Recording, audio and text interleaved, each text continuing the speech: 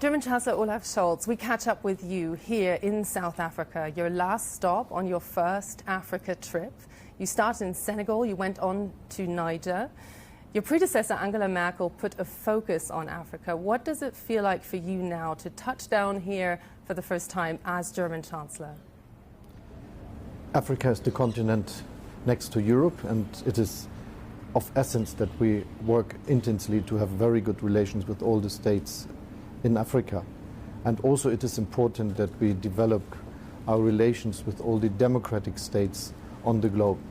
Democracy, the rule of law, questions that are important for us are not just something that is linked with the so-called Western countries. It's also very important if we look at all the countries in the world. So South Africa is a democracy, Senegal, Niger, and this is why I visited them and why I think it is important that we continue to work together, saying that the world has a good future if we cooperate, if we understand that there will be a lot of very relevant states in the future, in the 50s of this century, and that we should now make it feasible that there is a good cooperation, that we can create a multilateral world. Now, the shadow of the Ukraine conflict looms large here. This is Europe being very much busy with itself. There's a war in Europe. And at the same time, here many countries, particularly those that you visited, are set to feel the brunt of the effects. There's a looming hunger crisis, fuel shortages, fertilizer shortages. What responsibility does Germany feel to save countries that have nothing to do with this conflict from the effects? First, Russia invaded Ukraine, started a brutal war against a neighbor country, and so it is important that we stick together to give the Ukraine the chance to defend itself, its integrity, its sovereignty. And this is also important for peace on the globe. We should agree that there should never again be a successful attempt to change borders with force. And this is what Russia is trying to do, and this is why we cannot accept this, and this is why so many countries are supporting Ukraine with financial means, with weapons also, and we developed a sanctions regime against Russia to convince the Russian leadership that they should go away from the war, that they should start negotiations with the Ukraine, and that they withdraw the troops from Ukraine territory where they invaded the country. And on the other hand, it is obvious that a lot of countries are suffering from this war and from the Russian aggression, and this is why we are very decided that we will help the countries that are suffering.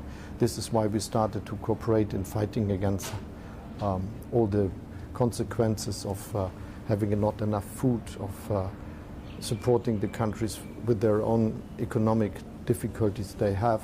And this is why we also speak about how we can work together in this very difficult crisis. But the best thing to do is ending the war, and if Russia stopped its aggression and would be ready for a peace, this would be the best for the whole globe. What concrete assistance can countries like, for instance, Sudan, Somalia, Niger expect? We are working on supporting the World Food Programme, and we are starting together an initiative against the shortages that are coming up now, and we will work together with the countries on a global level, together with the United Nations, and this is what we are trying to convince all other countries that have the means to do so to do together with us. Your Trade Minister, Robert Habeck, also spoke about a US-EU initiative to lower fuel prices worldwide. Can you flesh that out a bit? We will have a very difficult situation if we look at fuel prices. Obviously, this will be not feasible to subsidize them down, and even not on a global level, but it is necessary that we start to increase the supply with gas, with fuel, with all the things to make it feasible for the countries to pay for their bill. So how will you get fuel shortages off the table, reduce prices? We are now discussing with all these countries that are exploring oil and gas and trying to convince them to increase their capacities, so this would help the world market. Now it's 3 months to the day today that Russia invaded Ukraine. You're one of the very few world leaders who actually still have a direct line to Vladimir Putin. Volodymyr Zelensky, Ukraine's president, at the World Economic Forum spoke of Putin's intention to cause maximum damage, the maximum loss of lives. Many people are wondering whether Putin has lost touch with reality. What is your impression when you speak to him? This is a brutal aggression, a very brutal war, and it is really an imperialistic approach. He tries to conquer parts of the territory of his neighbor country. And this is what we will not be able, we will never accept. And this is why it is necessary that we support the Ukraine, as I already mentioned, and that we, on the other hand, talk directly to Putin, saying him that he should stop the war, and that the activity he is starting there, the war, will never have a good outcome for his own country. We should not forget that the sanctions, for instance, are having a very heavy impact on the Russian economy today, but also in the future. They will go back in their opportunities of economic development for decades. So they will suffer, and they are suffering. And for getting out of this, he has to stop the war.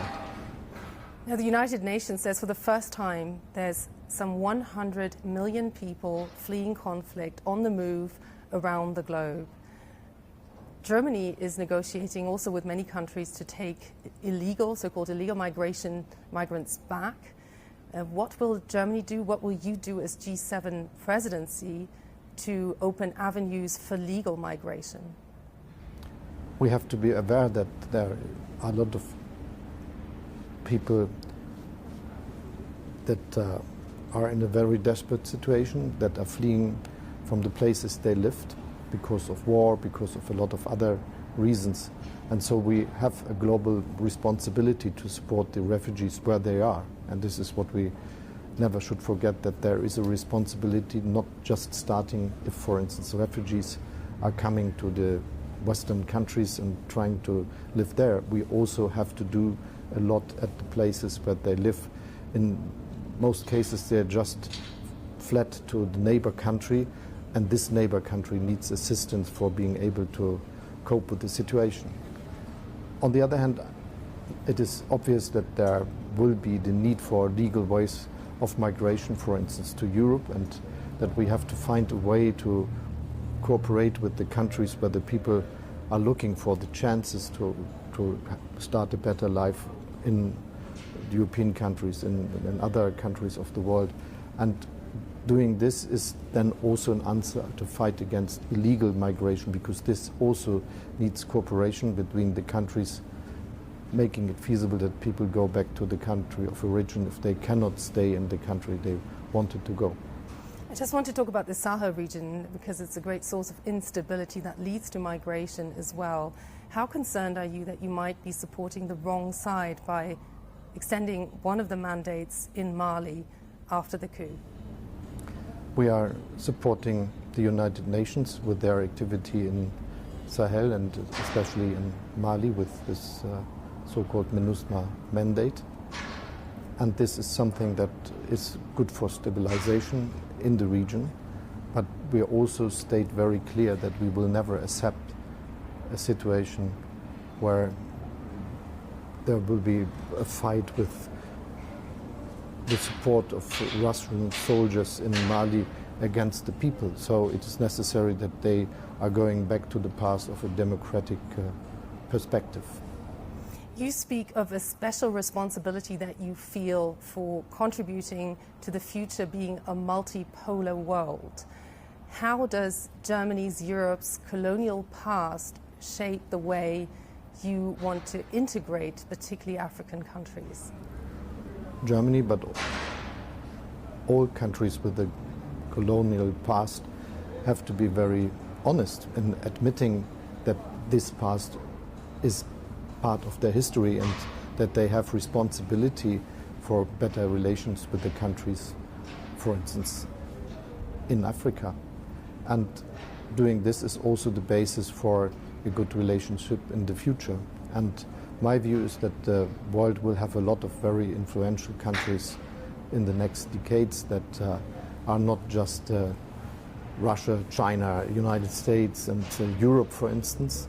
It will be also a lot of other countries. And this is one of the reasons why I, for instance, invited Indonesia and India, Senegal and South Africa or Argentina to participate in our G7 meeting in Germany this year and this summer, because it's a starting point for understanding the world. It's something that we have a responsibility together for, and this is the basis for a multilateral world where we not just see a lot of different influential countries, but countries that cooperate for a better future. What role does Africa play in this? Are you more up against China or Russia here with that vision? Africa is a continent with a lot of countries that, and states that will have a future that is better than today, that will have a lot of people living there. And so it is necessary that we do all which is feasible to make it happen, that this will be a good future. And cooperation, economic cooperation, support in the development is the basis for this. What most surprised you on this trip? It was very good to discuss with the leaders and understanding that they have a very similar view to the world and that they are also sharing the willingness of cooperation. And this is one of the outcomes of this trip to 3 countries. Just finally, just a few kilometers from where we are sitting right now, Nelson Mandela was elected the first democratically elected president of South Africa. If you could meet him today, what would you tell him or ask him? He was really a very great leader and working intensely for freedom and democracy. And I think there is not a question I should have asked him, but the question all asked him really is, how did you make it to stay that situation in the jail for that a long time and keeping to be a very democratic leader? It is really a great man. Olaf Scholz, Chancellor of Germany, on his first trip to Africa. Thank you very much. Thank you.